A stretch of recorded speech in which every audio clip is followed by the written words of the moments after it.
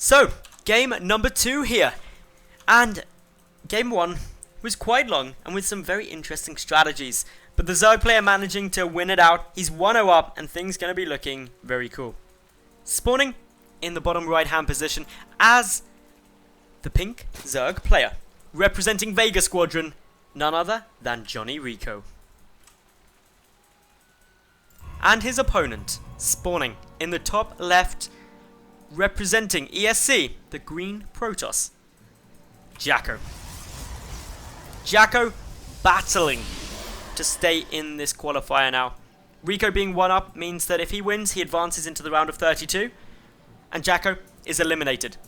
I don't actually know if JackO has the required 200 ladder wins in Season 1 or 2 of 2014 in order to qualify for the wildcard qualifier tomorrow. So this could be his last chance.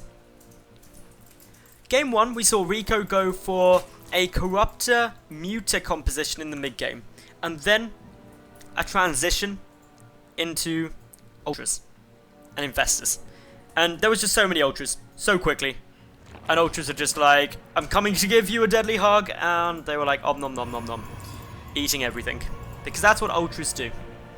I do actually, every time I mention Ultralisks and the way they om nom, I actually imitate doing it. Nothing's happening here. This is my Ultra imitation. I just go, om nom nom nom nom nom nom. That's my Ultralisk. So, enough about that. More about this game as I get back to sensible times.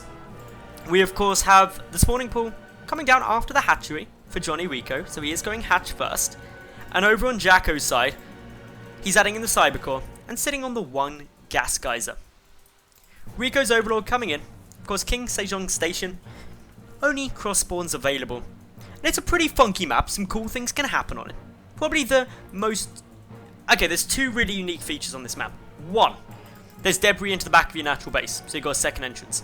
And 2, there's this area of ground on both sides around your main. And the reason that's cool is because proxies are terrifying. Anyway, the other things that are worth noting is while it seems at a glance at the minimap like this is the edge of the map, it's actually not. All around here is ground space. So the actual amount of dead space on this map is very minimal. And as such, it's unlikely that Rico will go for Mutalisks again. Although having said that, I considered it unlikely that Rico would go Mutalisks when he already knew there was Phoenix out. But what do I know? I am merely a caster. I bow down to the genius that is a StarCraft 2 pro. And when they make it work, it's so beautiful.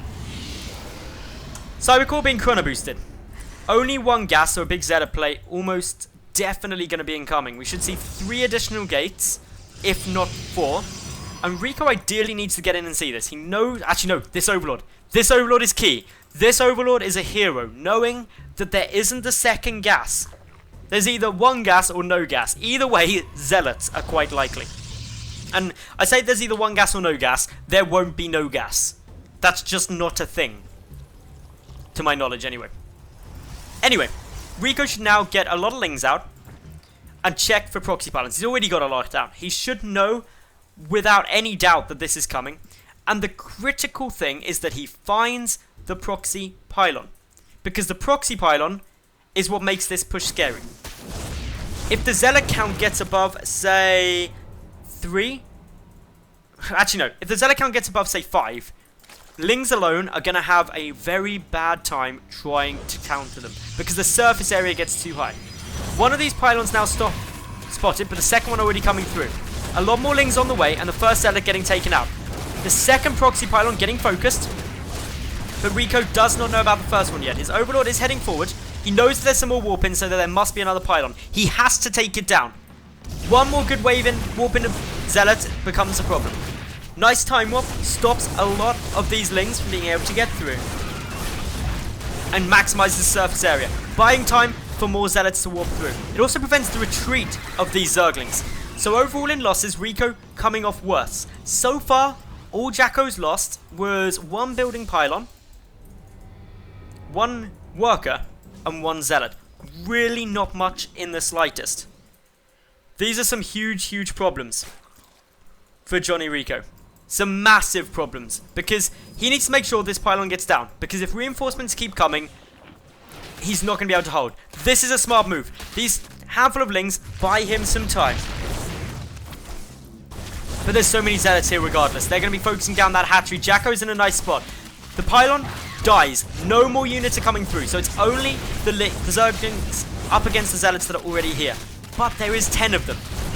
The lings finding a couple, which they can take down in bite-sized chunks. But the mothership core working through that queen. There's also a stalker adding in a bit more damage. The hatch still up, but only just. Spine Crawler coming through. The Zerglings looking for some way they can engage. But I think REcco's just going to sacrifice this hatchery. Going round, trying to engage into this. He really needs to keep this hatch up, if at all possible. Some of the zealots not engaging. The stalker goes down. The hatchery will fall as the last few zealots die, unable to quite hold that hatch yet. Ooh, this is tough. Anyway, that hatch has to now get remade ASAP. We may even see a double expansion coming down from REcco. But what REcco has is a lot of lings. An awful lot of lings.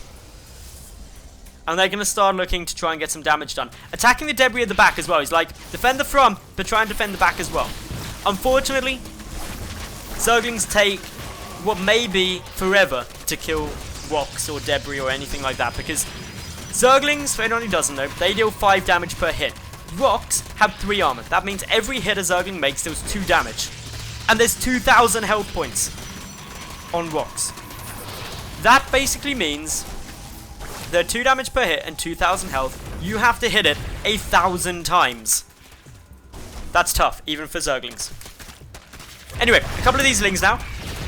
Getting a bit of damage down. Sniping away some of these probes, being just generally rather irritating. The debris working through. And JackO now on the defensive. Behind this, the double, not the double expansion, but instead, a macro hatchery. It's safer, not quite as good, but you're likely to keep it up. And by keeping that macro hatch up, you get extra production. And that's what REcco needs now. He needs to be able to flood with drones and also keep a standing army alive. So, that extra production really going to pay off for him. The debris still slowly getting worked through. It's been hit about 1,000... Well, it's been hit about 750 times-ish. About 3/4 of the way down by those poor lings. They must get pretty tired. And I reckon it must blunt their teeth and claws. Maybe Zerglings are like sharks and they regrow their teeth. Who knows? Still the debris taking more damage.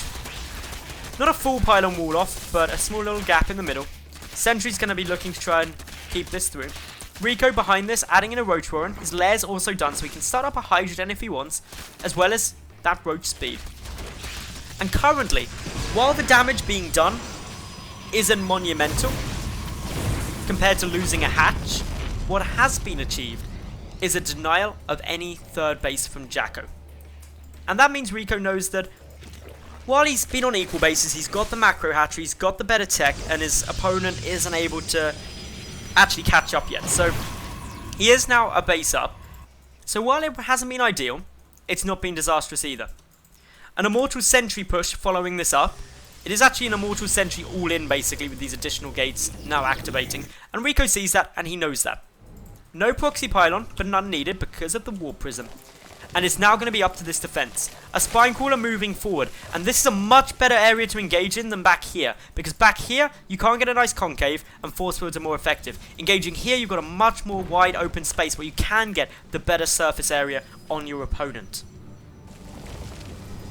Waiting to see what the Immortals and what the Sentries are going to do. Force fields are going to make a big difference right now. More units coming through. +1, missile attack, not quite done yet. Road speed, not quite done yet. Time warp at the back, a couple of force fields going through. But this is actually advantageous for REcco. He wants to delay this by about another 20 seconds if he can for that attack upgrade. And he's doing an okay job of it for now. Zooming out just so we can catch everything on camera. And it looks like a surround is being prepared. A lot of sentries though, a lot of energy. And straight down, some force fields come. +1 and road speed available. No upgrades for JackO. The Zerglings come flooding through, but these force fields are looking good. Zoning out a lot, but there's just so much Zerg. Basically with a complete surround. GG comes out and JonnyREcco takes this series 2-0 to advance forward into the round of 32.